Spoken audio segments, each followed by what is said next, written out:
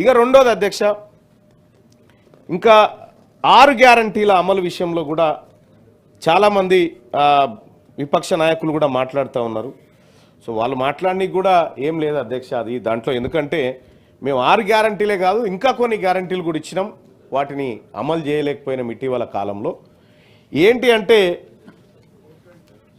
ప్రధాన ప్రతిపక్ష నాయకుడు అసెంబ్లీ గారిని సభకు తీసుకొస్తామన్నాం, తీసుకురాలేకపోయినాం, అదొక గ్యారంటీ ఫెయిల్ అయిపోయింది మాది. రెండోది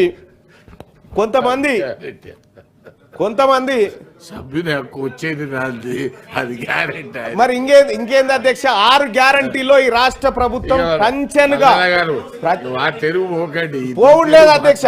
వాళ్ళు ఏమి అమలు చేస్తలేరు అనేటువంటి మాట మాట్లాడుతూ ఉంటే అధ్యక్ష, ప్రభుత్వం అధికారంలోకి వచ్చిన వెంటనే 2 రోజుల్లో మహిళలకు ఉచిత బస్సు ప్రయాణాన్ని కల్పించిన ప్రభుత్వం కాంగ్రెస్ పార్టీ ప్రజాప్రభుత్వం అధ్యక్ష. మున్సిపాలిటీ ఎప్పుడు అయిపోయిందా? ఉంది, ఇంకా ఉన్నాయి అధ్యక్ష. ఇందులో కొన్ని వీళ్ళతో ఉంది ముచ్చట, వీళ్ళతో ముచ్చట ఉంది.